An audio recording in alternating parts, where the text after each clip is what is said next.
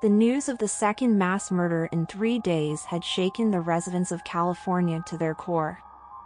Fear had gripped the small town where the murders had taken place, and no one knew who would be the next victim. The local police were clueless, and the FBI had been called in to investigate. As the days passed, the town became a ghost town.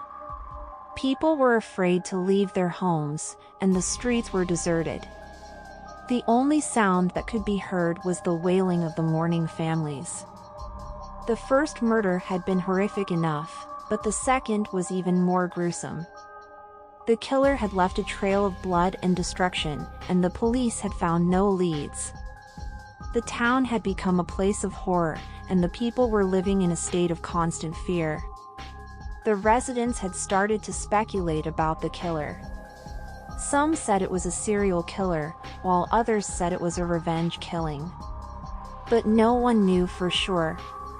One day, a woman named Mary was walking home from the grocery store when she heard a noise behind her.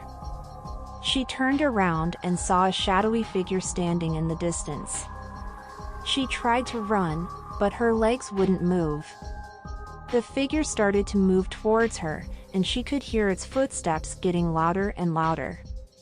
Mary closed her eyes and prayed for her life. Suddenly, she felt a cold hand on her shoulder.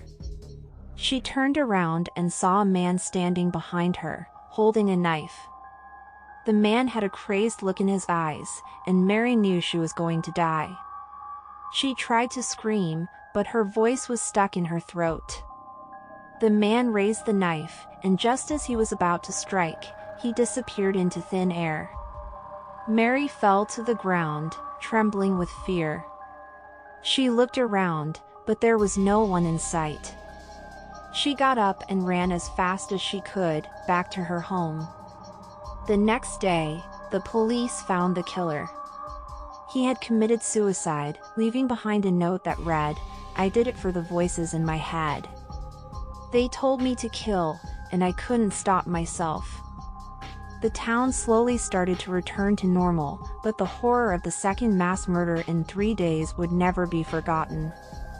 The residents would always remember the fear and terror that had taken hold of their town, and they would always wonder if it would happen again.